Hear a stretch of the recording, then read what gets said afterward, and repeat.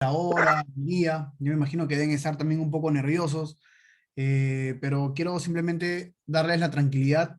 Yo sé que todos ustedes se han preparado, que han seguido todos los consejos durante este tiempo y tomen este examen como un tema de entrenamiento. Si bien es cierto, el ENAM es importante, pues mucho más importante va a ser para ustedes el poder aplicar posteriormente un residentado. Y esta es como una precuela, ¿no? Así es que los conocimientos ya los tienen. Vamos a reforzar algunas cosas comunes, unas cosas que suelen repetirse y que tienen que ustedes tener claro en pediatría. No los voy a cansar tanto.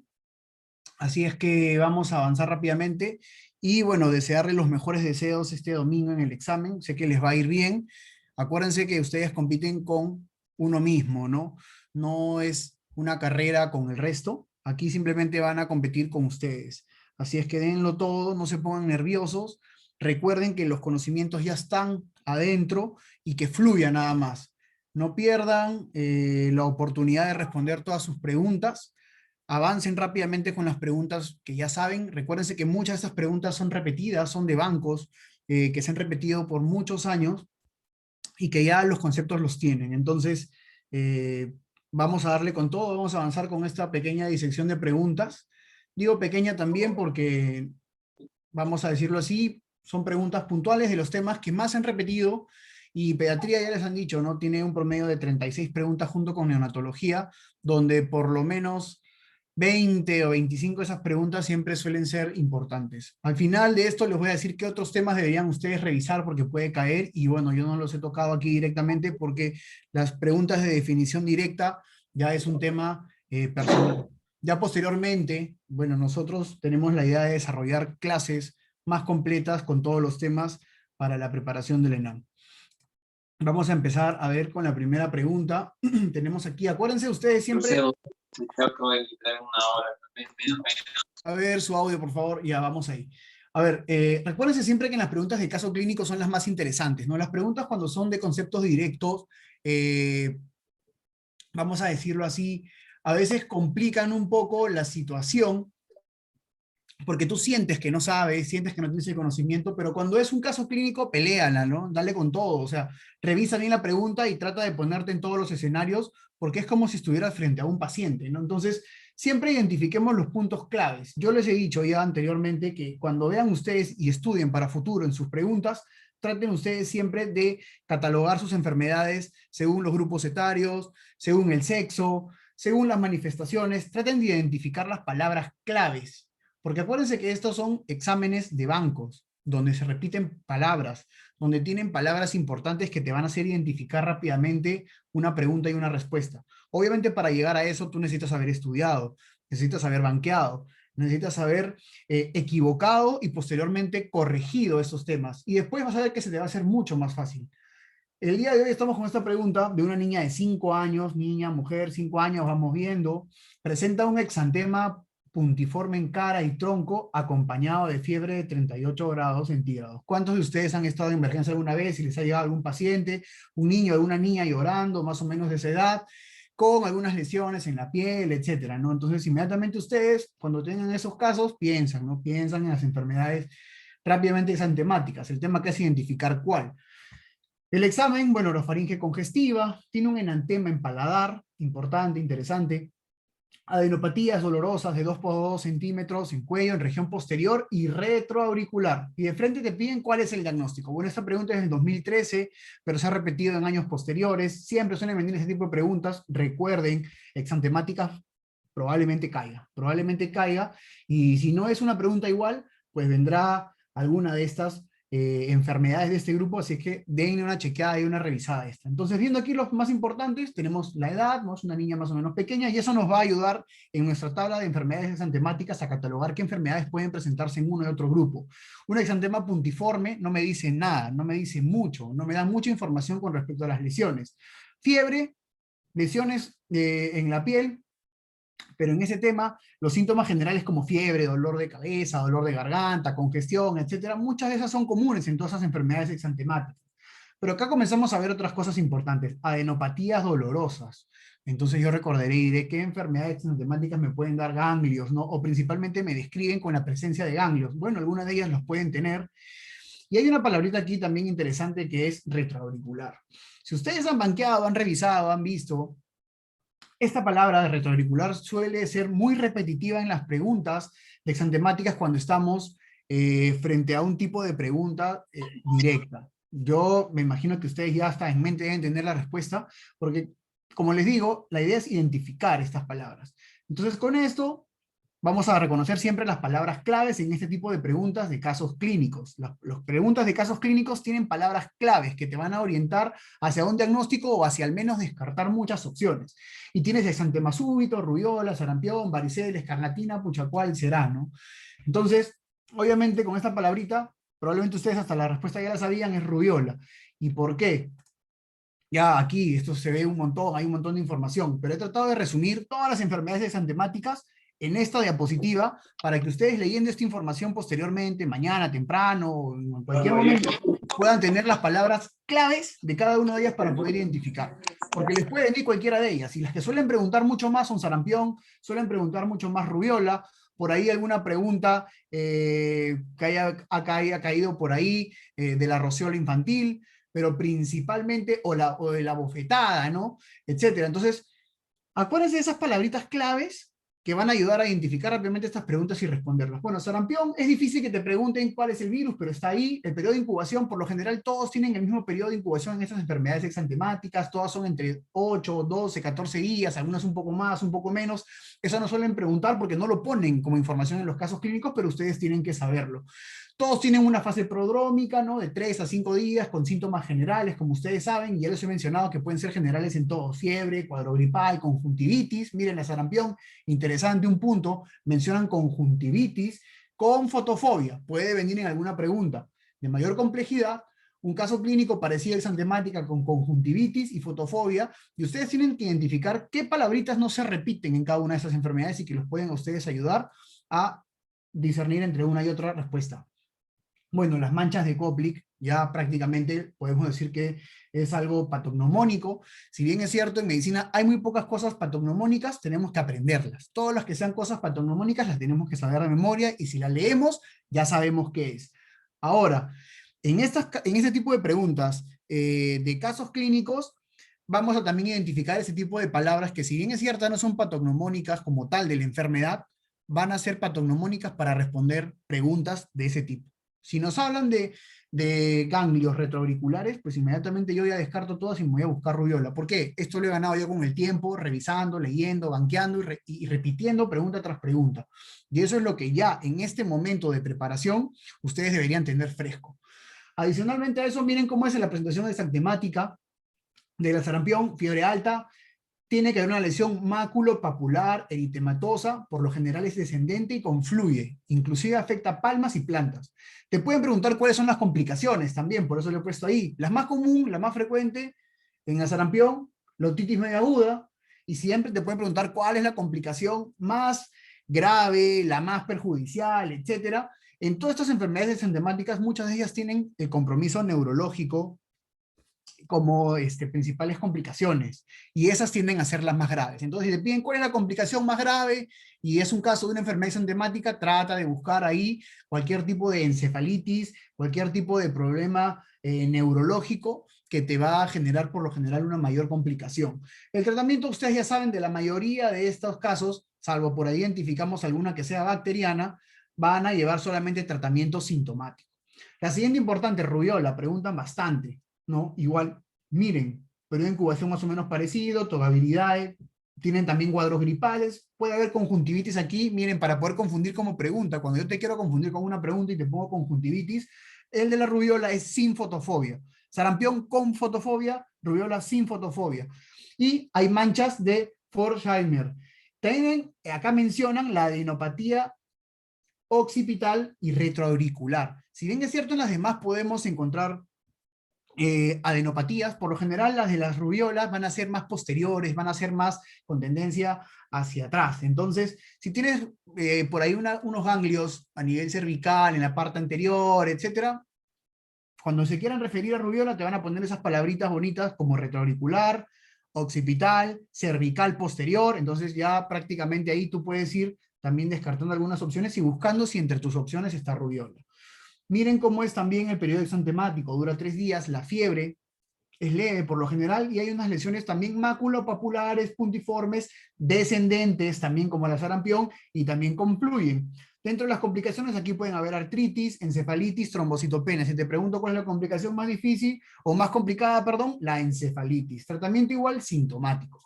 Eritema infeccioso, el parvovirus B19, eso sí te pueden preguntar, ¿cuál es el causante de la enfermedad del eritema infeccioso? Bueno, parvovirus B19, que es un virus ADN, ¿no? Más o menos se va, miren la manifestación y la presencia. Aquí es importante que ustedes identifiquen en el parvovirus B19 o sea, el eritema infeccioso, los niños son un poquito más grandes. Se habla entre 5 y 15 años más o menos la edad en la cual están más predispuestos a contagiarse de esto, ¿no? Y el contagio se da por lo menos 7 días previos, tiene un periodo de incubación largo también, miren, 4 28 días, con pródromos breves, con sintomatologías también todos como gripales, y un periodo exantemático que puede durar más o menos entre, vamos a decirlo así, 3 a 5 días, con esa característica del bofetón. Te van a poner, ¿no? Niño con la cara manchada, como si hubiera recibido un bofetón, o con ambas mejillas, eritematosas, etcétera, ¿no? Hay también un eritema, todos, la mayoría son maculopapulares eritematosos, y al final tiene una lesión reticulada. Estos datos no te los van a dar. Cuando te quieran hablar de parvovirus, te van a hablar del niño con el bofetón. Principalmente complicaciones, artritis, artralgias, en las mujeres gestantes pueden generar abortos y aplasia grave. Miren como complicación aquí tenemos la más grave, la aplasia. Tratamiento igual, sintomático, ¿no? Acuérdense, todas las virales sintomáticos, más o menos algunos aditivos, vitamina A, por ahí hay alguna cosa, en algunos mencionan algunos antivirales, pero no. El exantema súbito, miren diferencia, exantema súbito, es causado por el herpes 6 y 7, ADN, es lo que se llama la roceola infantil. Se da en niños menores, miren, menores de 2 años, con un periodo de incubación de 5 a 15 días, tiene un periodo febril con fiebre alta. Por lo general, ese exantema súbito viene con fiebre alta, pero el niño tiene buen estado. O sea, la mamá se asusta y viene porque dice, mi hijo tiene 40, 41 de fiebre y el niño no tiene absolutamente nada. Y tiene un periodo exantemático mucho más corto. Cuando ya el niño comienza con el periodo exantemático, la fiebre se va. Y por lo general, a diferencia del resto, este inicio de las lesiones se dan en tronco y dura, como digo, 24, 36 horas. Otra cosa característica es la leucocitosis más la neutrofilia, ¿no? que pueden generarse. Y posteriormente, después de 2 días, se puede encontrar una leucopenia con linfocitosis, ¿no? Complicaciones aquí, bueno, más importantes, convulsión, febril, miren, las neurológicas siempre en la cabeza, tratamiento igual sintomático, ¿no? La escarlatina, causado por el piógenes, ¿no? Estococo beta hemolítico del grupo A, es causado por toxinas. La fase, bueno, durante el contagio en la fase aguda puede durar un día, y por lo general también lo vemos en niños más grandes. Y esto se repite, esto es importante. Cuando les pongan así más o menos unos niños y quieran ponerles una sarampión, una rubiola, un exantema súbito, van a ser niños más pequeños. Cuando quieran preguntarles sobre parvovirus, cuando quieran preguntarles sobre escarlatina, van a ver a ustedes que les van a poner en un niño en etapa escolar, ¿no? De entre los 5 y 15 años por lo general. Entonces, en base a eso, como yo les digo, si desde un inicio nosotros nos hubiéramos enfocado a catalogar así nuestras enfermedades, sería mucho más fácil ahora recordarlas y poder responder las preguntas de casos clínicos. Acuérdense, todos tienen pródromos, todos tienen fiebre alta. Aquí importante la lengua saburral, aframbuesada, hay un exudado faríngeo, hay adenopatías cervicales, pero aquí no te mencionan si son posteriores, no te mencionan si son retroauriculares o occipitales, simplemente te dicen adenopatías cervicales que por lo general tienden a ser en la línea anterior del cuello o lateralizado, ¿no? El exantema es micropápulo eritematoso, puede haber hipertrofia de los folículos pilosos, algunos dicen de que se palpa más de lo que se ve, ¿no? Y puede por lo general coger axila, ingle, cuello, y luego se generaliza. Acá importante otra palabra clave, las líneas de Pastia, la fase de Filatou, te lo pueden poner ahí para que tú puedas, vamos a decir así, reconocer rápidamente la enfermedad. Complicaciones igual, otitis media, ¿no? Fiebre reumática, glomerulonefritis, ¿no? Como todas esas complicaciones causadas por el estreptococo beta hemolítico, en este caso el grupo A, y el tratamiento, pues, como tal, penicilinas, ¿no? Penicilina oral, penicilina benzatínica, o si son alérgicos a las penicilinas, los macrólidos. No olvidar estas siguientes. No olvidar estas siguientes porque viene, y viene sobre todo Kawasaki. Kawasaki sí o sí, para que identifiques los criterios, ¿no? fiebre de 5 días, ¿no? Un niño que viene con fiebre por lo menos una semana y algunos de estos criterios. Recordar los criterios de Kawasaki porque suelen preguntarlo. ¿Qué podemos encontrar? En las extremidades de forma aguda, eritema en palma, plantas, y en una forma subaguda puede ser una descamación punteal, ¿no? El exantema polimorfo, la inyección conjuntival, cambios en los labios y en la cavidad oral, te van a decir aquí también, te van a mencionar lengua aframbuesada en Kawasaki y lengua aframbuesada en también la escarlatina. Recuerden, lengua aframbuesada, me voy inmediatamente a dos enfermedades si es que me están hablando de una exantemática. ¿Qué más? El diagnóstico por lo general es clínico, ¿no? Es clínico, pero lo que se ha visto es que tienen unas complicaciones bastante importantes, sobre todo a nivel cardíaco. Por lo tanto, también pueden preguntar qué se le debería hacer a un paciente con Kawasaki o qué controles posteriores, y en este caso es un ecocardio. ¿Por qué? Porque se ha visto que pueden tener como complicaciones miocarditis, infartos, insuficiencia cardíaca, rotura de aneurisma, etcétera. Y el tratamiento, bueno, inmunoglobulina humana y aspirina. La varicela, bueno, yo creo que la varicela todo el mundo lo sabe. Ustedes ven un niño que viene con varicela y lo diagnostican desde la puerta de la guardia. A mí me pasaba, veía a un niño que ingresaba con esas lesiones que te van a mencionar así en cielo estrellado. Yo me acuerdo de esa palabra cuando estudiaba, cielo estrellado, o hay esa manifestación múltiple de lesiones en muchos estadios, ¿no? Así te va a venir tu caso clínico. Varicela zoster, unos días antes de la exantemática puede hasta la costrosa o hasta la fase costrosa uno puede contagiar. El periodo de incubación de 10 a 21 días igual, tiene también sus pródromos con fiebre, malestar, cefalea, pero lo más importante es el exantema, que dura de 10 a 15 días, máculo papular, vesicular, con pústulas y costras. En muchos estadios al mismo tiempo, te lo van a poner así como pregunta, identificas inmediatamente varicela. Complicaciones más graves, obviamente en la varicela, si te dicen cuál es la más común, como pica, el niño se rasca, esas lesiones son costras, vesículas, pústulas, se infectan. Se infectan la piel y esas son las complicaciones más comunes, pero las más graves, acuérdense, cerebralitis, ataxia, como complicaciones más complicadas. También comunes aquí la neumonía, sobre todo por infecciones sobreagregadas, tratamiento paracetamol, aciclovir en algunos casos, y bueno, aquí se dice y se menciona que no se pueden dar LAINES, obviamente por el síndrome de Reye. Parotiditis, bueno, la fiebre urliana. Acuérdense también siempre de revisar estas palabritas, ¿no? A veces algunas preguntas antiguas o algunos doctores, por querer confundirlos, van a darles palabras como fiebre urliana, y ya veremos otras más por ahí, para poder confundirlos y equivocarlos. A algunos les gusta poner esos términos o esas definiciones de enfermedades con nombres antiguos, ¿no? Para confundir y hacerlos caer. Pero la parotiditis, miren, para mixovirus, contagio igual un día antes, hinchazón hasta más o menos 3 días que desaparece, tienen todos estos periodos de incubaciones de 14 a 28 días, de 8 a 14 días, todos van por ahí. Pródromos, los mismos, fiebre, mialgia, eh, fiebre. Hay una fase de estado que dura de 3 a 7 días, donde la infección obviamente es dolorosa a nivel de las glándulas salivales, de la glándula parótida, que es mucho más común. El diagnóstico es clínico principalmente, y dentro de las complicaciones importantes de la parotiditis, la meningoencefalitis en un 65% de los casos, siendo una de las más graves, al igual que la pancreatitis, ¿no? Acá, acuérdense, de pancreatitis siempre hay que tenerle miedo. Cuando vemos una pregunta con pancreatitis, o que sea de pancreatitis, o que tenga algo que ver con pancreatitis, complicado, hay que tener miedo. Orquitis, epididimitis también son complicaciones, sordera neurosensorial unilateral, PTI, tratamiento igual sintomático. Con estas diapositivas, estas dos diapositivas, ustedes pueden repasar estas enfermedades rápidamente y tener la carnecita para responder las preguntas de esa temática. Recuerden las palabras claves y respóndanlas sin miedo. Niño de 6 años con dolor abdominal. 6 años, bueno, ya está en el colegio, dolor abdominal, ya puede ser que esté comiendo cualquier cosa, pero adicionalmente eso tiene artritis, un exantema purpúrico localizado exclusivamente en miembros inferiores, y esas parecidas a la jalea de fresa, ¿no? ¿Cuál es el diagnóstico más probable? Pues acá también estamos con un caso clínico directo, ¿no? Y tenemos que reconocer cuáles son todas nuestras enfermedades con artritis, y sobre todo en este caso estamos hablando de un exantema purpúrico, ¿no?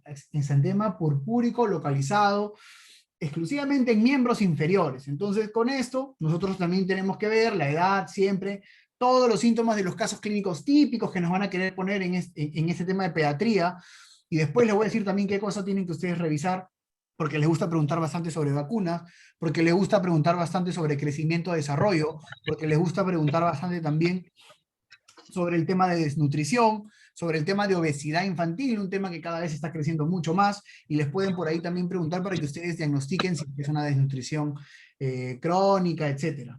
Pero en estos casos de preguntas, y con este caso clínico directo, estamos frente a una vasculitis de Jeno-Schönlein.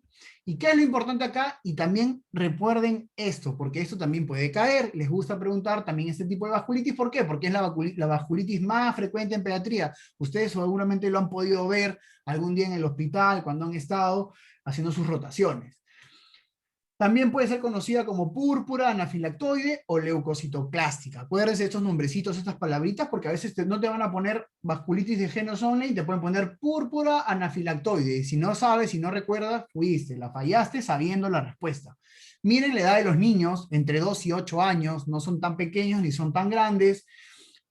Más común en hombres que en las mujeres, de 2 a 1, dato no importante. Acuérdense que tiene una fase aguda, tiene un compromiso más o menos insidioso, que por lo general se puede caracterizar por febrícula, por fatiga. Hay un periodo prodrómico de la infección respiratoria o problemas gastrointestinales previos. Dato importante para identificar en una pregunta de caso clínico, te va a decir niño que viene con días de síntomas respiratorios, niño que viene con sintomatología gastrointestinal un poco extraña, y que posteriormente a eso comienza con dolores articulares, tiene una púrpura palpable que viene en brotes, con un dolor abdominal difuso, también palabrita clave. Te van a poner todas las palabras claves para que tú sepas que es una vasculitis de Jeno-Schönlein, que es la más común en pediatría. No te compliques, no busques diagnósticos raros. Acuérdense, aquí las preguntas del ENAM son preguntas directas para poder identificar conocimientos. No se les va a querer confundir, no se les va a querer hacer que ustedes den un diagnóstico pues rarísimo, sino ir a lo más común, ir a lo más frecuente, ir a lo que ustedes deben ya saber.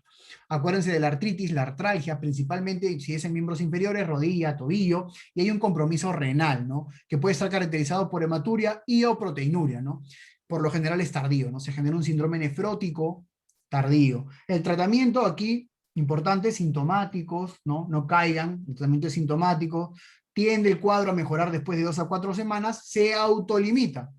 Se llega a autolimitar después de este tiempo, es importante calmar a la mamá, informar más o menos cómo es la evolución del caso, pero en algunos porcentajes menores puede requerir posteriormente corticoterapia. Otra pregunta, a ver, vamos a ver.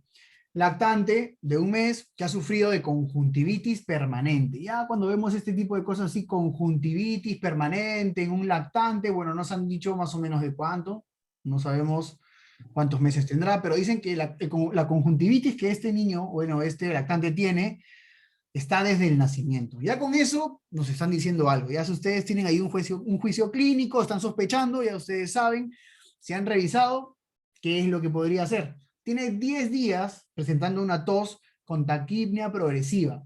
No se encuentra en estado crítico y se ocultan ciertos sibilantes en ambos campos pulmonares. Radiografía de tórax, un infiltrado bilateral, ya vamos a ver después de eso. ¿Cuál es el agente causal más probable de una neumonía? Entonces aquí te están preguntando directamente por un agente causal. Bonita pregunta, interesante, porque tienen que evaluar tanto los conocimientos como el enfoque de un caso clínico. Y obviamente si tienes un recién nacido que presenta desde el nacimiento algún tipo de proceso infeccioso, algún tipo de manifestación, pues probablemente esto lo venga trayendo desde que estaba dentro del útero, o que lo haya contraído al momento de nacer a través del canal del parto o en las primeras horas de nacimiento, ¿no? Entonces, ¿qué puede ser si es que estamos sospechando de que este niño está actualmente con un cuadro de neumonía, pero que adicionalmente viene con una conjuntivitis permanente desde el nacimiento? Bueno, a Haemophilus, será Haemophilus, Streptococo, Clamidia, Streptococo viridans, Mycoplasma pneumoniae. Si vemos, nos están poniendo pura cosa importante de, vamos a decir así, agentes etiológicos de enfermedades de vías respiratorias altas, pero que no tienen mucha relación con la presencia, llámese intraútero, llámese canal del parto, llámese las primeras horas de nacido. Por lo tanto, la única que tiene relación con la parte ginecológica, porque es un dato importante, el hecho de que lo tenga desde el nacimiento es, bueno, la clamidia trachomatis, ¿no?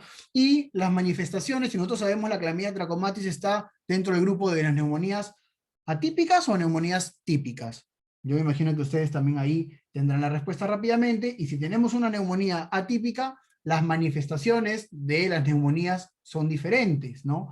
Son sibilantes, son de cuadros más subagudos, tienen muchos días de presentación, 10 días de presentación. Una neumonía bacteriana típica no te va a aguantar 10 días con todos estos síntomas. En 2 o 3 días el niño ya está prácticamente complicado si es que no recibió un tratamiento. A diferencia de estas neumonías atípicas que son o tienen un cuadro un poco más larvado, que simulan otras enfermedades, en este caso hay sibilantes, tienen un infiltrado bilateral, entonces con todo eso ustedes identifiquen rápidamente.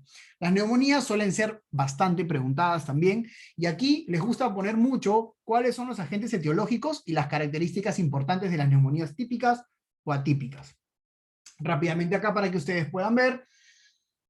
Según grupos etarios, este primer cuadrito, si tiene menos de 3 semanas, ya les dije, sospechen intraútero, sospechen canal del parto, sospechen las primeras 24 horas del nacido, y principalmente si queremos ver el canal del parto, tenemos el Agalactiae, la Listeria, las enterobacterias, tenemos la clamidia trachomatis, si es que se da principalmente entre niños de 3 semanas y 3 meses. Acuérdense de que ellos tienen principalmente un cuadro un poco más larvado, las atípicas tienen un cuadro un poco más larvado, cuando es bastante agudo, menos de 3 semanas de haber nacido, el niño está mal, se pone mal, no recupera, etcétera. Tenemos el Agalactiae, la Listeria y las enterobacterias principalmente. De 3 semanas a 3 meses, la clamidia trachomatis. Ya podemos ver aquí en el tema de las neumonías algunos virus respiratorios. Acuérdense que los virus siguen siendo también importantes, y ahí comienza a aparecer cada vez más el Streptococcus pneumoniae. De los 3 meses a los 4 años, la etapa viral, principalmente el virus sincitial respiratorio como causante de neumonías, en este grupo etario como principal causante. Acuérdense de identificar ustedes y recordar las características de una neumonía bacteriana con una neumonía viral, para más o menos enfocar su diagnóstico, y ya el estreptococo comienza a cobrar cada vez más, un poco más de importancia. A mayor edad, ya el estreptococo pneumoniae pasa a ser de los importantes, pero entre los 5 y los 15 años de edad van a ser más comunes las atípicas, ¿no? Y ahí tenemos la clamidia pneumoniae, el micoplasma pneumoniae como primer causal de neumonías en niños más o menos en etapa escolar, y las características, como digo, acuerden, revisen, repasen las diferencias entre las bacterianas y las típicas. Típicas, tiene un cuadro respiratorio alto inicial, hay taquimia, signos de dificultad respiratoria, o sea, es un cuadro mucho más agudo, agresivo, hay fremitomatidez, crepitante, soplo tubárico, tiene una relación con un patrón alveolar, por lo general de un solo pulmón, un solo lóbulo, y aquí el tratamiento, pues, antibiótico principalmente lo que se indica, amoxicilina, ¿no? Amoxi, te pueden preguntar la dosis, 90 kilogramos por día para neumococo principalmente. Puedes dar cloranfenicol, puedes dar cefaclor, cefuroxima, amoxiclavulánico, y obviamente para los atípicos el tratamiento, los macrólidos, ¿no? Las atípicas tienen un cuadro más larvado, subagudo, mucho más días. Por lo general, la fiebre es o baja o no existe. Hay una tos que es paroxística, media seca, media rara, la obstrucción bronquial que se manifiesta con sibilantes. Puede haber eosinofilia, miren qué dato curioso, eosinofilia en este tipo de neumonías, te lo pueden poner ahí como en el caso clínico, el niño en el hemograma se encuentra eosinofilia, ¿no? Pucha, y tú piensas ahí en una parasitosis, en algo así. El patrón es intersticial bilateral. Como les digo, tratamiento macrólidos. Para que ustedes recuerden, clamidia trachomatis, menos de 3 meses, tiene una incubación mucho más larga. Por lo general te van a poner antecedentes de que se presenta desde el nacimiento o partos vaginales con presencia de leucorrea. El niño va a tener conjuntivitis y neumonía como principal manifestación para la pregunta que quieren plantearte. Paciente de 10 años de edad acude a emergencia presentando fiebre y dolor faríngeo. 10 años de edad. 10 años, ya está más grande, ¿no? Ya que pueden ser mucho más cosas. Es la 4ª vez en el año que presenta un episodio similar. Este tipo de pregunta aquí no hay mucho que darle vuelta, porque si nos vamos finalmente a lo que nos están preguntando, ahora, las preguntas que vamos a tener en el ENAM por lo general no son muy largas. A diferencia de las preguntas de otros lugares, bueno, si alguno de ustedes se va a querer ir a España a hacer el MIR, tienen preguntas grandes, ¿no? Que cansan, agotan, con respuestas largas. Entonces, a veces, como parte de la técnica, es ir de frente a la pregunta y leerla para saber más o menos qué te están preguntando o qué están buscando, porque a veces te pasas unos segundos leyendo toda la pregunta y finalmente te terminan preguntando otra cosa. Eso no pasa en el ENAM, pero igual siempre revisen ustedes, si es que se les hace tedioso leer una pregunta, ir de frente a lo que te estén preguntando directo y ver las opciones. Acá te piden cuál es la mejor conducta terapéutica. Y eso es lo que confunde algunas veces con esas palabritas de cuál es la mejor, o cuál es la más indicada, o cuál es la precisa, o cuál es la que se tiene que dar en este momento, ¿no? Entonces aquí tenemos un cuadro de aparentemente una faringitis, que son repetitivas, que obviamente tienen los mismos episodios. La amiga a la derecha está con una colección amarillenta, aumentada de volumen, flogótica, con depósito de fibrina, y te preguntan cuál es la mejor conducta terapéutica. No te preguntan cuál es la conducta inicial, no te preguntan cuál es la conducta en este momento para poder solucionar el problema, sino te dicen cuál es la mejor conducta. Entonces acá lo que te están haciendo es que tú pienses y veas, identifiques que estás frente a una faringoamigdalitis crónica, repetitiva, con más de 4 episodios, que ya por lo general requiere un enfoque mayor. Probablemente uno en un examen, cuando está preocupado, está asustado, vas, lees y dice, escucha, no, este niño tiene una faringitis, bueno, obviamente antibiótico terapia de amplio espectro, bueno, esa palabra amplio espectro a veces nos hace o nos puede jugar una mala pasada, ¿no? Tenemos amigdalectomía, drenaje de absceso, tú dices, a ver, colección amarillenta, aumentada de volumen, flogótica con depósito de fibrina. Bueno, si fuera solamente flogótica, está hinchado y todo, bueno, sí, si es el diagnóstico inicial, todo drenaje, perdón, todo absceso se tiene que drenar, eso sí es obvio, ¿no? O hacer una punción aspirativa, en todo caso. Pero si te están hablando de drenaje de absceso y punción aspirativa, pucha, yo lo entendería más o menos como algo parecido, ¿no? Finalmente lo que está haciendo es evacuar una colección, en este caso purulenta, en una zona. Pero el hecho de que haya un depósito de fibrina te habla ya de cierto proceso crónico, ¿no? Y te están pidiendo finalmente cuál es la conducta o la mejor conducta terapéutica para este caso, pues a este niño ya no le vas a dar solamente antibióticos, pues a este niño ya solamente no le vas a drenar, porque este te va a regresar el siguiente mes y el siguiente. Entonces la mejor conducta en este caso sería, ya con todos estos datos importantes, repetitivos, la amigdalectomía. Esta pregunta la falló mucha gente, tiene muchos errores. Y es por eso, porque la gente dice, oye, pero ¿por qué? ¿No le voy a dar antibiótico? Debería darle antibiótico. ¿Por qué? Parece que tiene un absceso, no lo voy a drenar. Pero a veces, como digo, aprendan a identificar bien lo que la pregunta les está sugiriendo. Y puede generar confusión. Y es una pregunta más o menos actual. Es una pregunta más o menos actual. ¿Se repetirá? No creo. Pero simplemente le he puesto aquí para que ustedes se den cuenta que a veces la pregunta puede tener un indicador puntual, a diferencia de lo que tú puedes enfocar como manejar el caso. Bronquiolitis, por lo general la bronquiolitis también. Si te ponen bronquiolitis, te van a poner el caso clínico y por lo general te van a pedir que pidas cuál es el agente causal. Les encanta poner esto, ¿no? Y el caso de bronquiolitis también les gusta porque se confunde, ¿no? Con el cuadros de asma en niños, bueno, obviamente mayores, ¿no?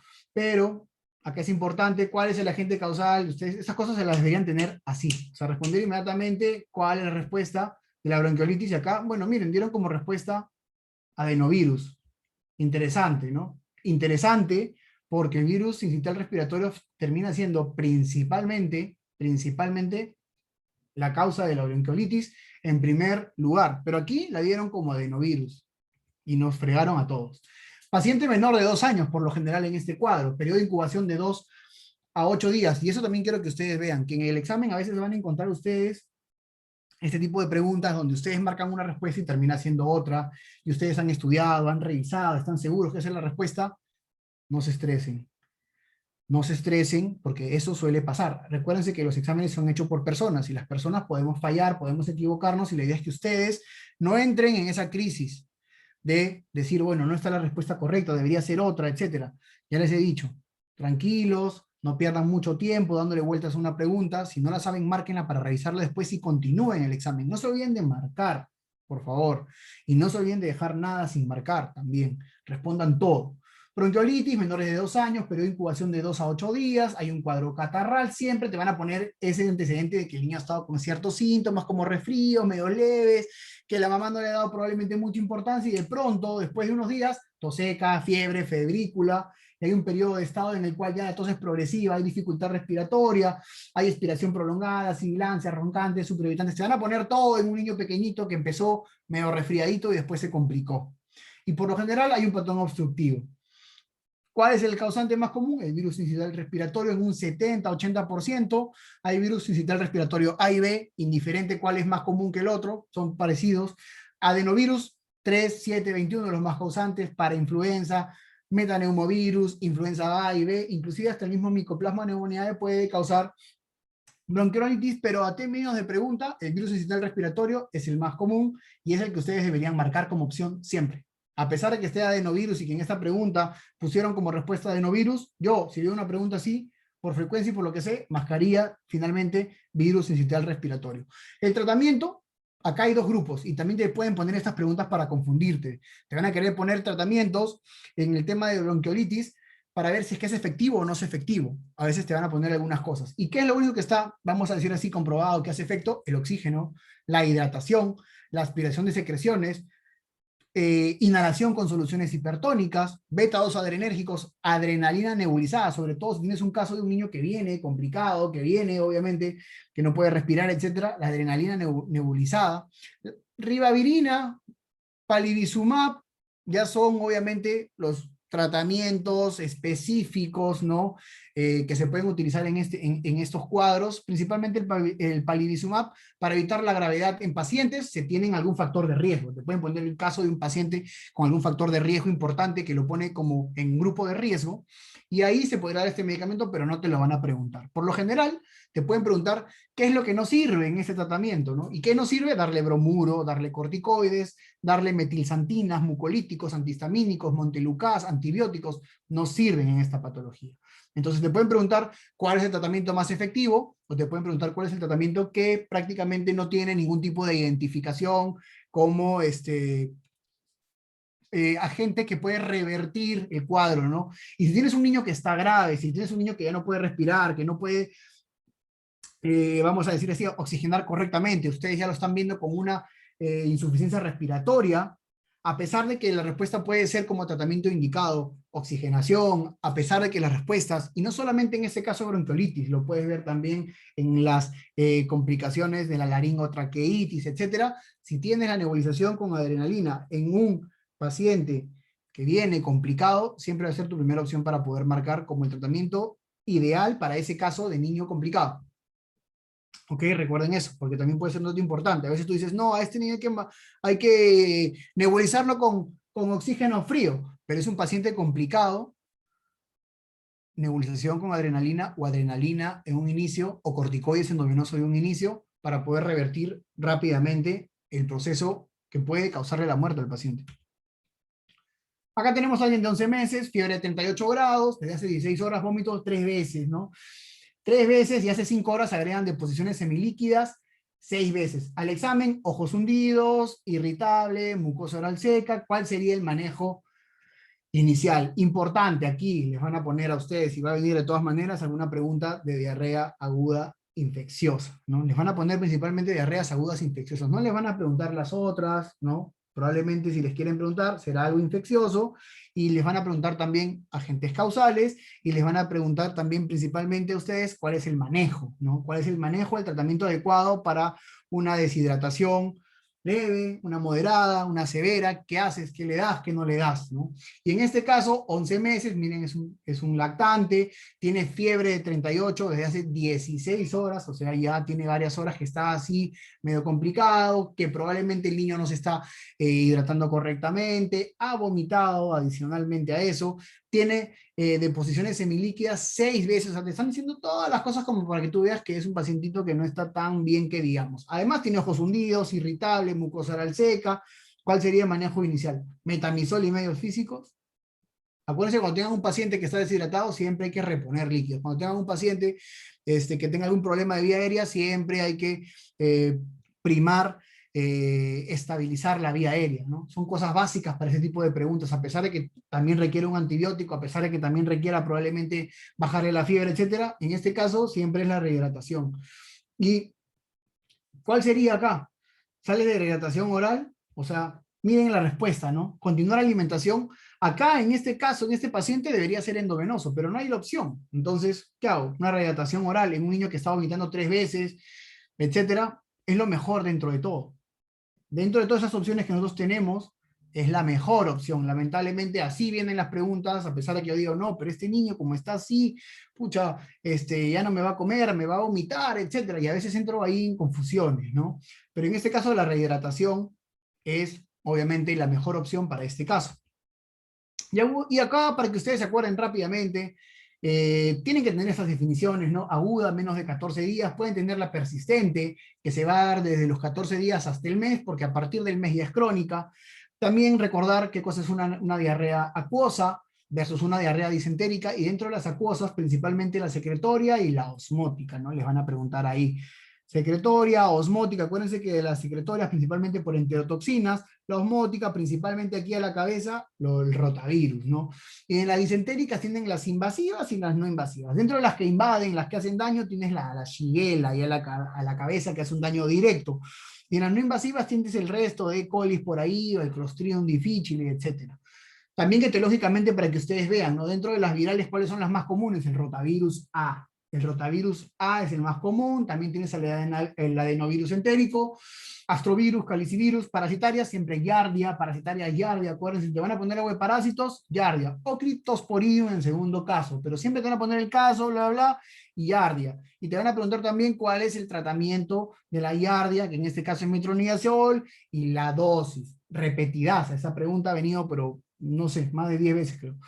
Adicionalmente a eso, las bacterianas. Dentro de las principales bacterianas, si son invasivas, siempre te van a preguntar por Shigella, siempre te van a poner Shigella cuando es un niño mayor de 5 años, y siempre te van a poner, te van a poner Campylobacter cuando es un niño menor de 2 años, pero también te van a poner este dato bonito de que la mamá cría animales, de que tiene una granja de pollos o lo que sea, Campylobacter. También pueden encontrar Salmonella, también pueden encontrar Yersinia, E. coli, etcétera. Importante, la hidratación. ¿Cómo debe ser el manejo de la hidratación, ¿no? En estos pacientes? ¿Cómo debe ser el cuadro de hidratación? Y acuérdense ustedes, obviamente, de las principales manifestaciones ya de cada una de ellas, el rotavirus, que es la más importante, transmisión fecal oral, la época principal es la del invierno, inclusive puede haber infección en vacunados, interesante, puede haber infección en vacunados, lo que hace es protegerte de las formas graves, pero no va a evitar la enfermedad. El cuadro clínico, fiebre, vómitos, diarrea sin sangre, deshidratación, hay daño en las vellosidades, pero no hay sangrado. Duración, 1 o 10 días, ¿no? Más o menos. Diagnóstico por ELISA, aglutinaciones de látex, ¿no?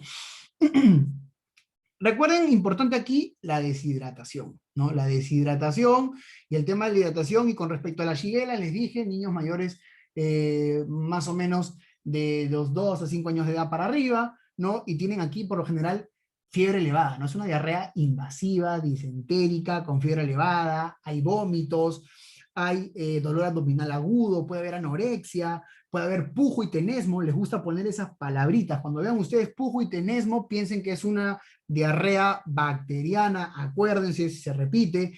Puede haber afectación del sistema nervioso central. Si hay afectación del sistema nervioso central, me acuerdo inmediatamente de Shigella, hasta un 40% de casos puede tenerlo. Puede también ponerles convulsiones, encefalopatía, y deshidrata bastante al paciente. Complica con síndrome inadecuado de la hormona antidiurética. Hay hiponatremia, hipoglicemia, enteropatía, sepsis y el SHU, ¿no? Esa también recuerden, ¿no? El síndrome urémico hemolítico cae, suele repetirse, suele venir, y la Shigella suele causarla. La Shigella flexneri es la más frecuente, pero la Disenteriae es la más grave, y es la que tiene la toxina Shiga, y es la que hace el SHU, ¿no? Flexneri más frecuente, Disenteriae, la más grave, tiene la toxina Shiga, que les gusta preguntar, y te genera el SHU. Y acuérdense que si te ponen diarrea más convulsiones, piensen en Shigella Disenteriae. ¿Cómo hidrato a mi paciente? ¿Qué debo hacer a este paciente? Y aquí lo enfoco principalmente en dos cosas. si tiene menos de 10 kilos o un año de vida, o si tiene más de 10 kilos de peso o más de un año de vida. Si tiene menos de 10 kilogramos, o sea, o pesa menos de 10 kilos el niño, y o tiene menos de un año o un año, es mucho más fácil. Es mucho más fácil. Lo que ustedes van a dar ahí es un requerimiento de más o menos 150 mililitros por kilogramo de peso por día, ¿no? O sea, si tienen un niño más o menos que pesa 8 kilogramos por 150, es más o menos 1200, eso se da en 24 horas de requerimientos de hidratación en un niño pequeño. Pero cuando el niño tiene más de 10 kilos o tiene más de un año de vida, ya cambia la cosa. Necesitamos la superficie corporal, nos complicaron. Y esto es lo que les gusta poner, sobre todo en residentado.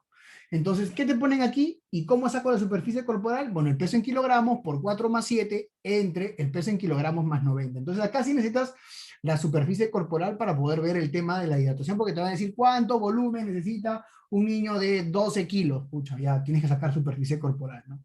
Ya está ahí la fórmula, acuérdense.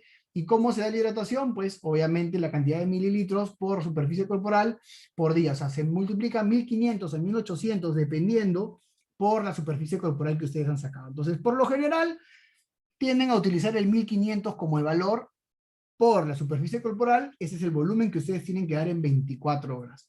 Importante, ¿cómo vamos a manejar estos casos de deshidratación? Pues es importante que ustedes sepan el grado de deshidratación. Si es leve, ¿no? Con una signología escasa o ausente. Si es moderada, ¿no? Se pueden poner 2 cruces, ¿no? Ya, deshidratación 2 cruces puede ser moderado. ¿Y qué hay? Seta aumentada, alteración de la conciencia, el niño está inquieto, irritable, puede haber reducción de la elasticidad de la piel por el signo del pliegue, taquicardia, llenado capilar prolongado, o las graves, ¿no? Las graves ya, obviamente, el paciente letárgico, comatoso, puede estar en shock, puede haber insuficiencia renal prerrenal, acidosis metabólica, ruidos cardíacos disminuidos o de baja intensidad. Les gusta poner esa palabra. Ruidos cardíacos disminuidos de baja intensidad en un paciente deshidratado, ese ya es grave. Y tengo que obligado ahí, ¿qué hacer? Descartar, ¿no? Descartar que tenga shock. Si tengo, obviamente, algo moderado, ¿no? Una deshidratación moderada, acuérdense también ustedes, les pueden preguntar si es una deshidratación leve, moderada o severa, revisen el cuadrito. Pero en una deshidratación leve, por lo general el manejo va a ser plan A, manejo en casa, de 50 a 100 mililitros por kilogramo de peso, más o menos en 4 horas, ¿no? Si es moderada, se usa el plan B, de 50 a 100 mililitros por kilogramo de peso, se puede dar como sales de hidratación oral en 4 horas, y se da por lo general 25% del volumen por hora, ¿no? Ya cuando es una deshidratación severa, interesante, una deshidratación severa, ahí sí tenemos que ver otras cosas. Primero, ver si es que hay shock o no, para tratar el shock como tal. Y segundo, ya hacer una hidratación de mantenimiento, ¿no? Que se puede dar inclusive en 3 horas por vía endovenosa, utilizando el volumen, como ustedes van a ver ahí, de 50% en la primera hora, 25% en la segunda hora y 25% en la hora 3. Acuérdense que la deshidratación moderada puede darse también manejo oral, por eso es que probablemente en la pregunta anterior pusieron como sales de rehidratación oral la mejor opción, porque era una deshidratación aparentemente moderada, ¿no? Era una deshidratación moderada, pero si tienes un niño que no tolera vía oral, etcétera, ¿verdad? Probablemente lo mejor hubiera sido aquí la opción endovenosa. Pero como tal, recuerden ustedes, ¿no? Que el volumen en las moderadas de 50 a 100 mililitros en kilogramos y se da en 4 horas, ¿no? La alimentación hay que siempre continuarla o reiniciarla de manera precoz, eso es importantísimo. Si hay vómitos incoercibles, inclusive en algunos casos pueden intentar la colocación de sonda nasogástrica y darle hidratación por gastroclisis, ¿no? Pero si ya no tolera, si hay vómitos y todo, la hidratación endovenosa obviamente es la mejor. Cuando hablamos de terapia endovenosa para manejo de shock, en el plan C ya es importante hablar de una deshidratación grave. Y el shock se maneja a nivel de bolos, ¿no? Bolos de 10 a 20 cc por kilogramo de peso, hasta en 3 oportunidades, ¿no? ¿Cómo haces? Preparas, cargas tu bolo, aplicas el bolo, evalúas en 5 o 10 minutos al niño, si no está, pasas un segundo bolo igual, de 10 a 20 cc por kilogramo de peso, vuelves a reevaluar, y si no hay respuesta, obviamente tú tienes que sospechar. Si fuera una deshidratación con los bolos, o sea, si fuera una deshidratación hipovolémica, ¿no?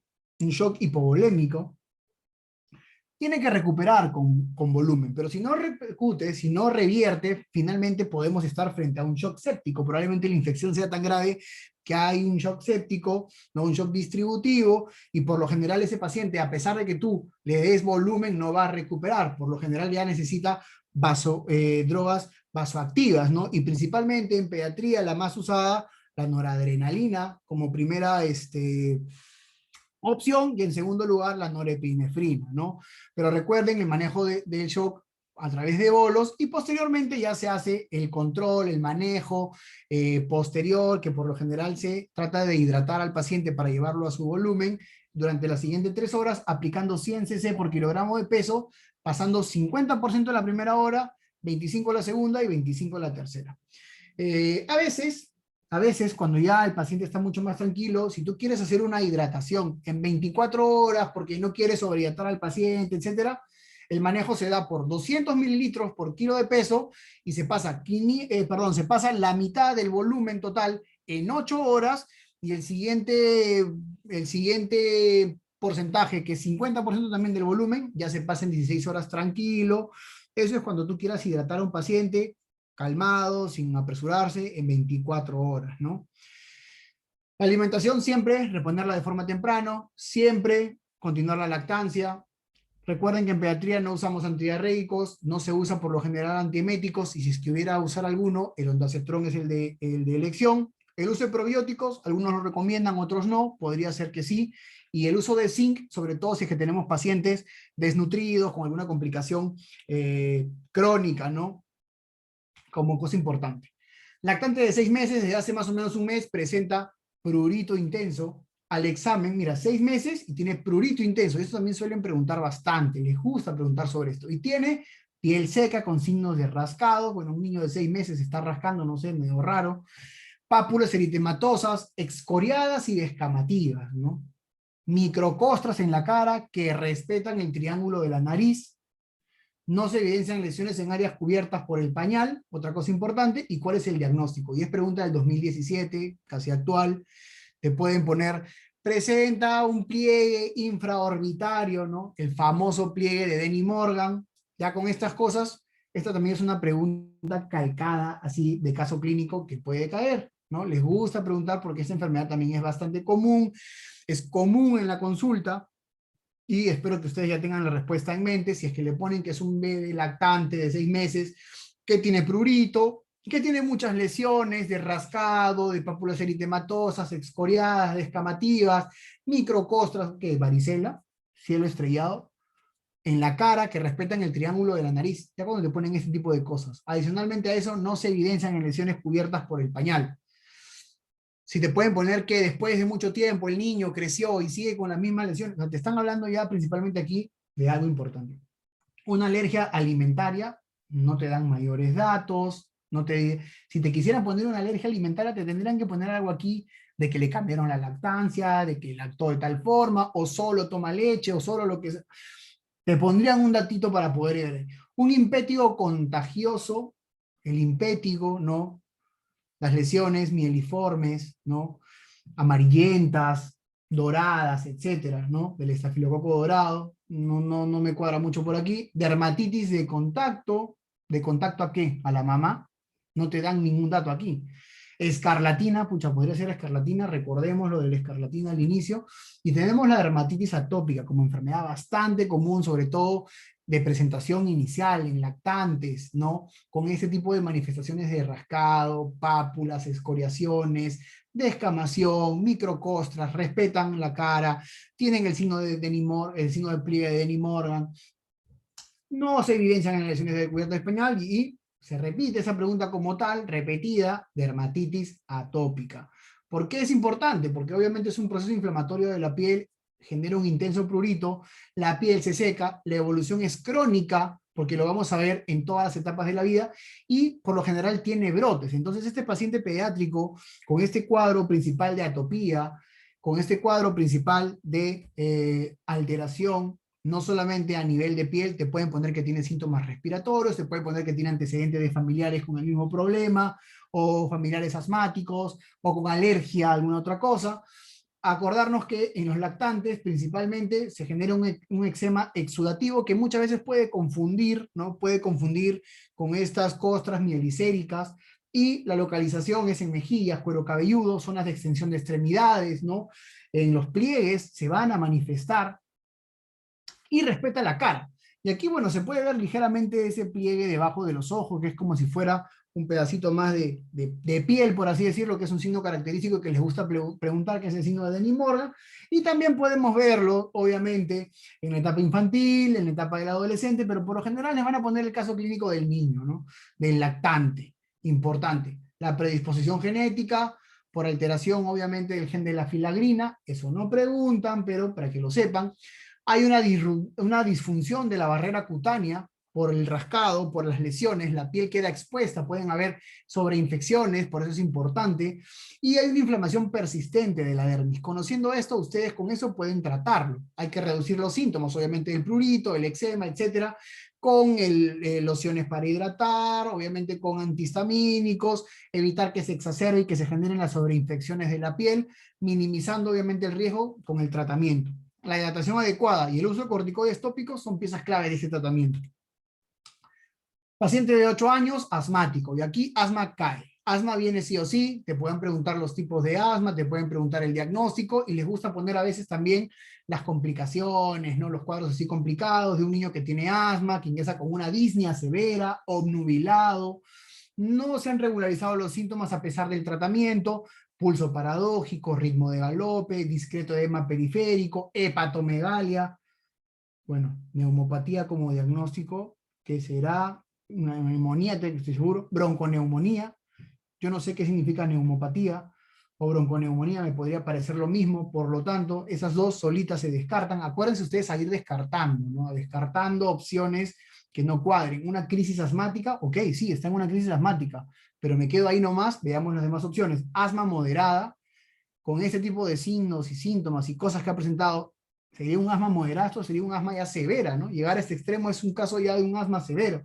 Y tienen lo que es el estatus, ¿no? La crisis asmática severa, el estatus asmático, como tal. Entonces, no tengan miedo en marcar una respuesta cuando tienen cosas obvias. A veces ustedes dudan y dicen, pucha, no, será, debe ser un asma, ¿no? O algo así. No duden, no duden en lo que te tratan de decir, de la pregunta te trata de indicar. Y en asma, pues obviamente recordar la inflamación, la hiperreactividad bronquial, la broncoconstricción, el remodelado de las vías aéreas, todas ellas importantes para poder ver el tratamiento posteriormente. Los síntomas y signos, tos nocturna, sibilancias, disnea, opresión torácica, síndrome obstructivo bronquial recurrente, puede inducir la tos del ejercicio, puede haber cuadros de atopía, puede haber una historia familiar, respuesta al uso de beta 2, agonistas, etc. El diagnóstico principal, espirometría basal forzada, es el gold estándar. Pueden preguntarte cuál es el gold estándar para el diagnóstico, la espirometría basal forzada. Adicionalmente a eso tienes el test de reversibilidad y el test de provocación con metacolina, pero que ya prácticamente no se usa. Acuérdense de las definiciones: asma controlado, asma parcialmente controlado, asma no controlada.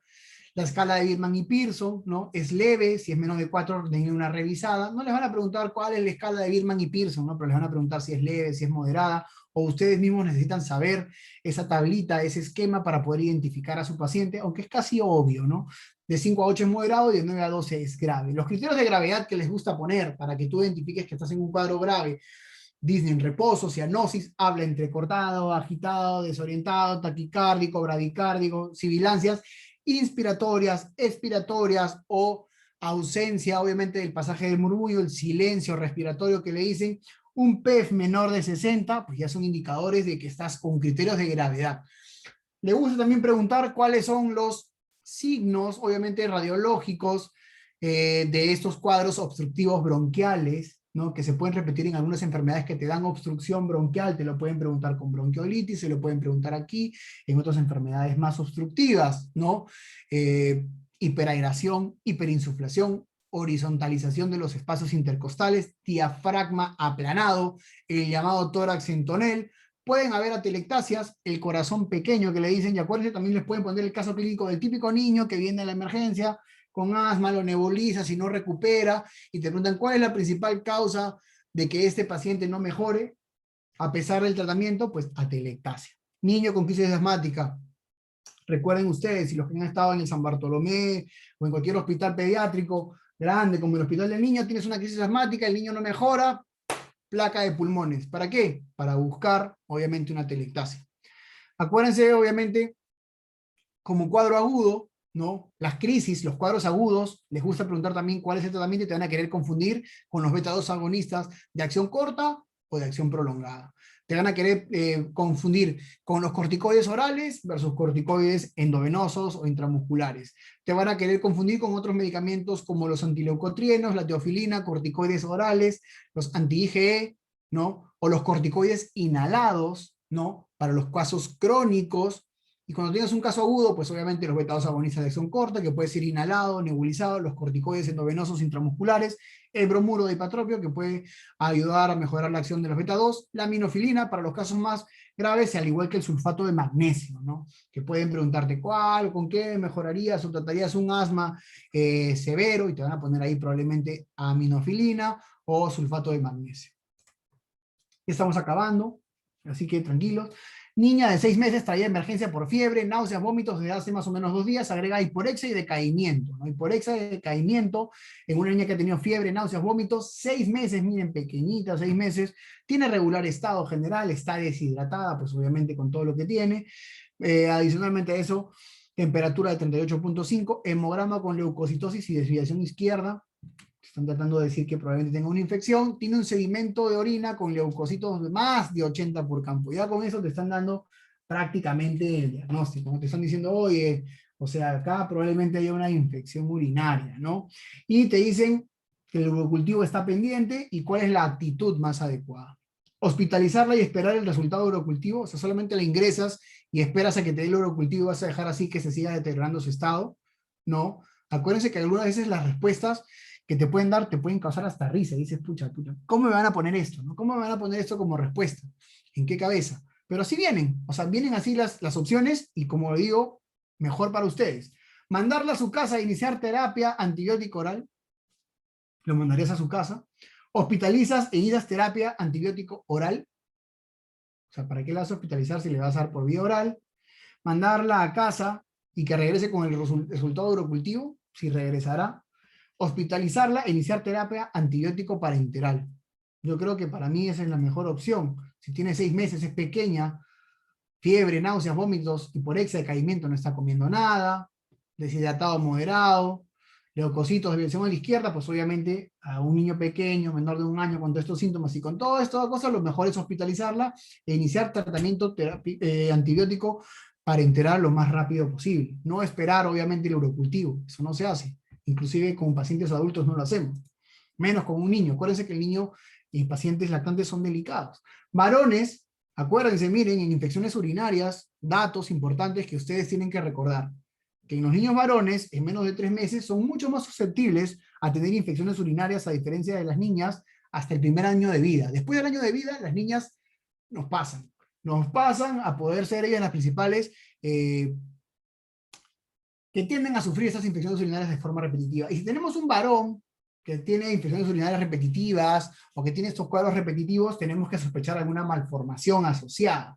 Y es importante aquí porque la principal malformación asociada es el reflujo vésico-ureteral, que se ve más o menos en un 20-35% de los casos. Y cuando tengamos estas cosas, vamos a nosotros también enfocar en cómo se va a manejar este paciente. Porque si ya tenemos infecciones urinarias a repetición, no solamente está en nosotros atender y darle tratamiento al paciente, sino tenemos que diagnosticar por qué está pasando, y es básico hacer una ecografía renal, que la debes hacer inmediatamente cuando tienes un caso de una infección urinaria en niños, que es bastante raro, sobre todo si tienen más de 1 año. Estamos obligados a hacer una ecografía renal, y posteriormente hacer un estudio de una cisto-ureterografía miccional seriada, o el CUMS que le dicen. ¿Por qué? Porque con esa vamos a identificar y vamos a poder diagnosticar este reflujo vésico-ureteral, si es que la ecografía renal nos ha dado algún tipo de indicio, vamos a decirlo así, indirecto, como hidronefrosis, etcétera, ¿no? Podemos encontrar en las ecografías y ya lo vamos a verificar con un CUMS. Las gamografías se usan después de que el cuadro infeccioso ya ha sido resuelto, y cuando hay lesiones repetitivas a nivel renal, se generan cicatrices. Y estas cicatrices, con el paso del tiempo, pueden generar en los niños síndromes nefríticos, pueden generar hipertensión, con el paso del tiempo. Por lo tanto, estamos también obligados a estos pacientes que tienen cuadros de infecciones urinarias a repetición, descartarles estas cicatrices renales a través de la gamografía. Te pueden preguntar eso, con gamografía, después de 4 o 5 meses, realizarlas, ¿no? Dentro de los varones, obviamente también ya les he dicho la malformación asociada, reflujo vesicoureteral. Recuerden que en infecciones urinarias, bonitos, siempre te van a preguntar y siempre te van a querer confundir cuál es el agente etiológico más común y te van a querer poner muchos casos, muchos cuadros. Solamente hay un caso puntual donde la infección urinaria es distinta a la E. coli, pero en todas, cuando tengas infección urinaria, ya sea gestante, obeso, adulto, niño, todo lo que tú quieras imaginarte, siempre va a ser E. coli a la cabeza. Pueden haber también, obviamente, infecciones por pseudomonas aeruginosa, Klebsiella, Proteus, enterococo, también, o sea, gran positivos, enterococo, estreptococos, estafilococos, también pueden ser causantes de infecciones urinarias, pero siempre a la cabeza, E. coli. Gol estándar para el diagnóstico, la aspiración suprapúbica. No siempre se hace. El sondaje transureteral es otra buena opción, y la bolsa colectora, que obviamente pues, nos puede generar una contaminación, por así decir, de la muestra. El urocultivo, para que sea positivo, más de 10 a las 5 unidades formadores de colonia. Y obviamente el tratamiento es importante para poder prevenir o minimizar el daño renal, ¿no? Y evitar esas secuelas a largo plazo que les mencionaba. Tratamiento, si es endovenoso, cefalosporinas de tercera como primera opción, y los aminoglucósidos como segunda opción para tratamiento endovenoso.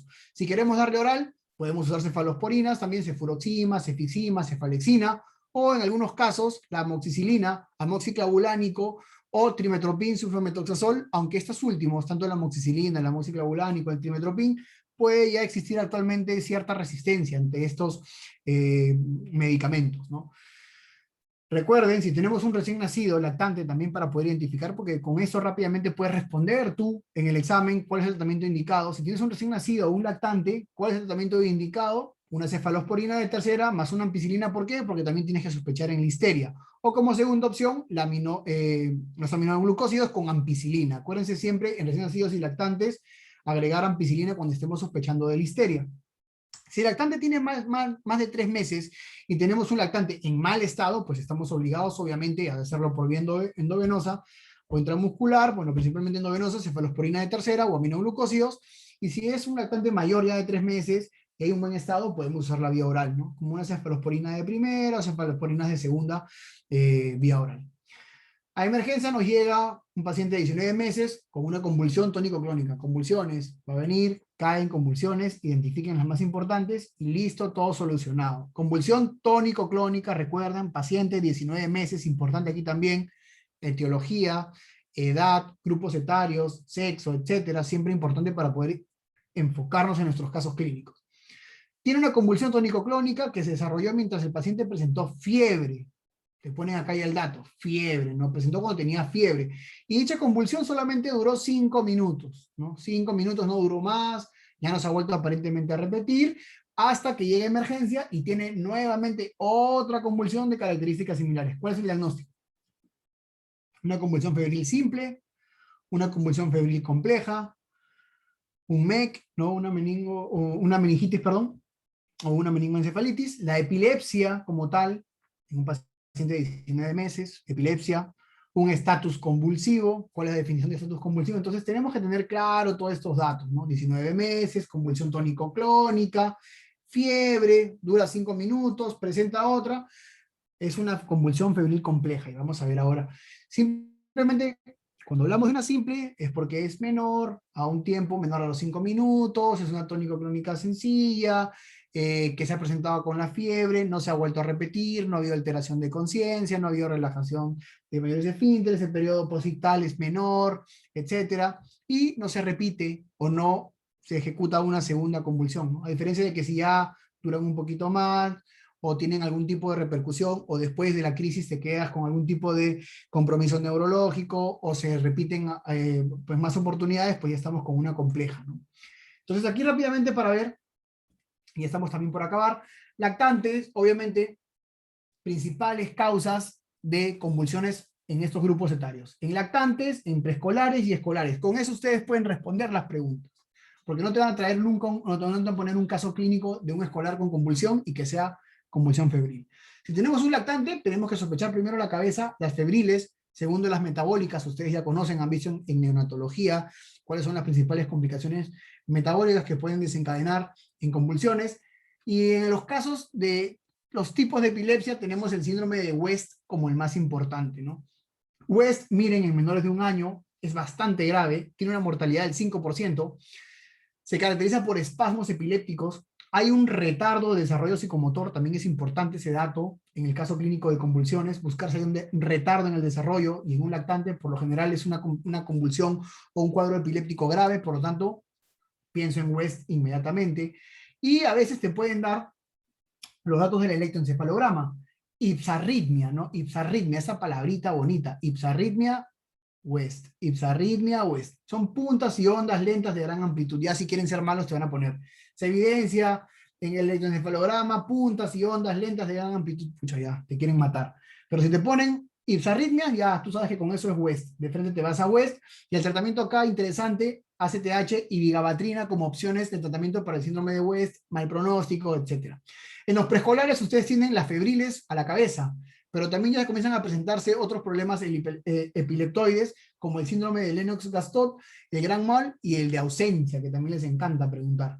Entonces, en el Lennox-Gastaut, niños miren entre 1 u 8 años, ¿no? En una etapa preescolar, 60% tienen algún tipo de antecedente previo, ¿no? O sea, previo en el sentido de que menores a ese año de edad han podido tener algún tipo de convulsión, de complicación, de temas neurológicos que te pueden desencadenar como antecedente actualmente un dato importante. El electroencefalograma aquí, intelital, puntas ondas, lentas generalizadas en vigilia, son múltiples tipos de crisis, ¿no? Crónicas, tónicas, de ausencia, etcétera. O sea, pueden manifestarse de muchas formas y presentar muchos tipos de convulsiones durante su proceso, ¿no?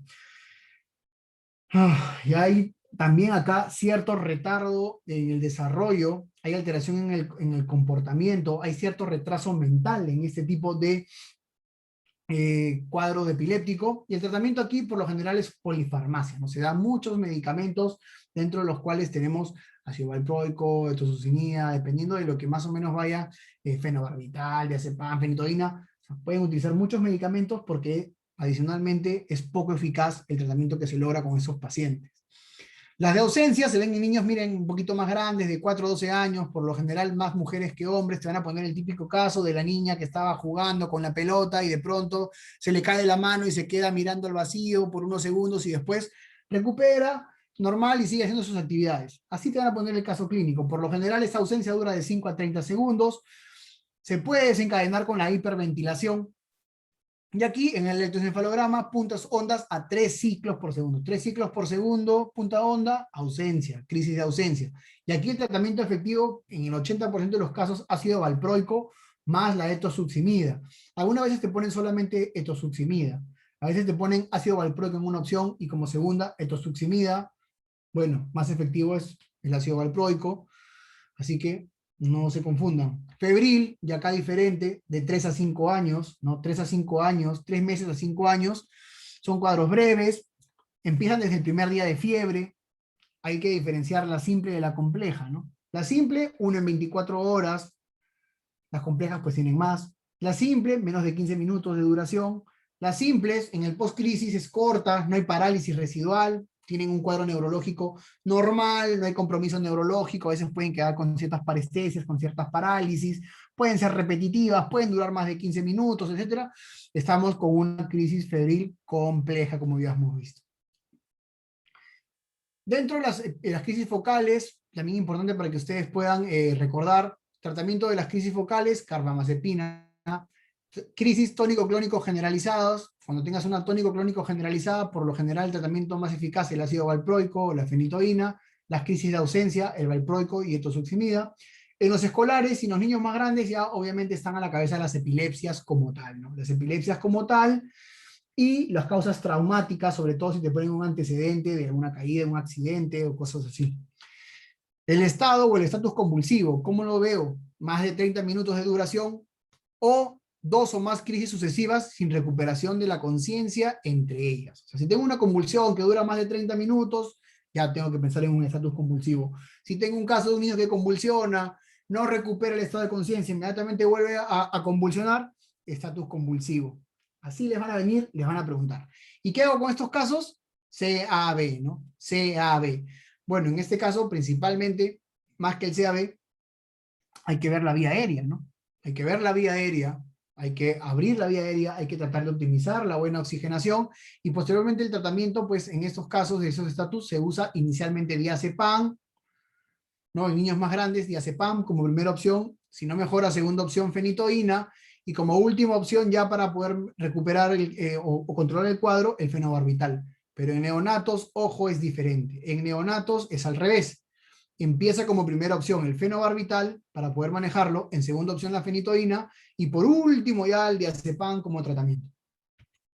La última pregunta ya para irnos. Lactante de 4 meses que de hace 3 días presenta fiebre de 41 grados centígrados, llanto constante, vómitos, abombamiento de la fontanela anterior. Hay, bueno, hipertonía de los músculos del cuello y pobre respuesta a estímulos. ¿Cuál es el diagnóstico más probable? ¿Cuál es el diagnóstico más probable? Bueno, con todos estos casos, lactante, 4 meses, 3 días de fiebre, 41 grados, llanto constante, vómitos, abombamiento de la fontanela anterior, hipertonía de los músculos del cuello, pobre respuesta a estímulos, ¿no? Raro muchas veces encontrar en estos niños lactantes muy pequeños estos signos neurológicos. Por lo general en niños pequeños vamos a encontrar siempre más signos inespecíficos, ¿no? A más grande se hace más específica la manifestación. Cuando son más pequeños son más libres de presentar muchas presentaciones o cosas muy generalizadas. Pero en esas preguntas, como son casos clínicos de preguntas para que tú puedas responder, te van a poner todo bien bonito ahí para que tú veas que estás frente a ¿qué? Una hipoglicemia, una deshidratación hipernatrémica, una intoxicación medicamentosa, una sepsis, bueno, no sabemos, o una meningoencefalitis aguda. Prácticamente sencillo. Y aquí para recordar meningoencefalitis, preguntan, viene, pregunta, viene. Etiológico, si es en menos de 5 años, por lo general, los enterovirus, ¿no? En los grupos virales, o las bacterianas y el neumococo, en menores de 5 años. Hay fiebre, hay alteración de conciencia, pueden haber vómitos, fontanela abombada y pulsátiles. Es un diagnóstico ya tardío, ¿no? Tardío. Dentro de las bacterianas, para que ustedes se acuerden, en menores de 1 mes, el Lactiae, la E. coli, la listeria, como principales causantes en los menores de 1 mes. De 1 mes a 3 meses se mantiene igual, los mismos que el anterior, y en los mayores de los 3 meses, o más de 3 meses, ya tenemos a la Neisseria, ¿no? Principalmente ahí, a la Haemophilus influenzae, sobre todo en los niños que no han sido vacunados, y el Streptococcus pneumoniae, ¿no? Como causantes de meningoencefalitis bacterianas. Para la listeria, recordar, ¿no? Siempre el tratamiento, ampicilina más amicaogenta. En el caso del MEC es ampicilina más cefotaxima. Si es una MEC por listeria, ampicilina más cefotaxima. Recuerden también en las virales, se presentan principalmente mucho más en las primeras décadas de vida, ¿no? Siguen siendo, o sea, finalmente siguen siendo las causas más comunes de meningoencefalitis en la primera década de vida. Prácticamente el 85 al 90% de todos los casos de meningoencefalitis virales son causadas por enterovirus, que es un virus lento, progresivo. El herpes también, pero por lo general, si te van a poner una neumonía causada por herpes, van a tener estos datos bonitos, como afasia, anosmia, la presencia de convulsiones bruscas, progresivas, y obviamente el tratamiento de estas virales son soportes y antivirales, ¿no? En el caso del líquido cefalorraquídeo, también interesante. ¿Cuál es lo normal? Que sean menos de 10 células, los monocitos, menos de 45 de proteína, y entre 35 y 130 de glucosa. Pero en una bacteriana, miren cómo van a estar, más de 1000 células, por lo general polimorfos nucleares, las proteínas están bien aumentadas, y la glucosa está bastante baja. En las virales, hay, si bien es cierto, aumento de la celularidad a predominio de polimorfos nucleares o monocitos, ¿no? O monocitos principalmente, por lo general tienden a subir hasta 300, 400, ¿no? Las proteínas pueden estar ligeramente aumentadas o normales, ¿no? Y la glucosa también, por lo general, no hay mucha afectación, puede estar normal o ligeramente aumentada. En las tuberculosas, bonito, también suben los monocitos, principalmente los monocitos polimorfos nucleares, pero no llega tanto, máximo hasta 1000 por ahí, y las proteínas están bien aumentadas, las proteínas, y bien baja la glucosa, ¿no? Y obviamente para el diagnóstico de una meningoencefalitis, como gol estándar, la aspiración de líquido cefalorraquídeo. Tratamiento empírico siempre, ¿no? Siempre tratamiento empírico en estos cuadros, hasta tener obviamente el resultado, y esa ampicilina, o agregar ampicilina en menores de 3 años por el riesgo de listeria, cefalosporina de tercera generación y dexametasona, ¿no? Dexametasona, se usa dexametasona para poder evitar, obviamente, cualquier complicación. Y, obviamente, en el caso de la Neisseria, pues obviamente el tratamiento se da por 7 días. En el caso de la hemófilus tipo B, se da el tratamiento por 10 días, y si estamos frente a un cuadro de meningoencefalitis por el estreptococo, se da el tratamiento adecuado por 10 a 14 días. Estos son los datos importantes que he querido pasarles el día de hoy para poder llevar un poquito más de información. Sé que pediatría es bastante amplio, pero por la hora y todo, yo creo que ya hemos revisado algunas cosas. Por favor, lean ustedes vacunación, por favor, lean ustedes crecimiento y desarrollo, que suelen preguntar. Por favor, vean ustedes también desnutrición, obesidad, que pueden por ahí preguntarles. Revisen síndrome urémico hemolítico, que les gusta también preguntar. Por ahí alguna que otra glomerulonefritis, ¿no? Síndrome nefrítico, les pueden preguntar. Y creo que hemos tocado los principales temas que tienden a repetirse mucho más, ¿no? Yo creo que ya ustedes están listos. Como digo, les deseo los mejores éxitos este fin de semana. Gracias por estar aquí nuevamente con nosotros. Y bueno, no sé si hubiera alguna duda, alguna cosa en especial. Si no, ya a descansar, relájense mañana. Si van a estudiar, van a leer hasta cierta hora. Ya por la noche no estén revisando, traten de relajarse, de dormir tranquilos, duerman temprano. No sé cómo va a ser ahora el ENAM, creo que va a ser de forma online. Es nuevo esto para todos, inclusive ustedes. Así es que nada, hay que estar atentos, no se les vaya a pasar la hora, revisen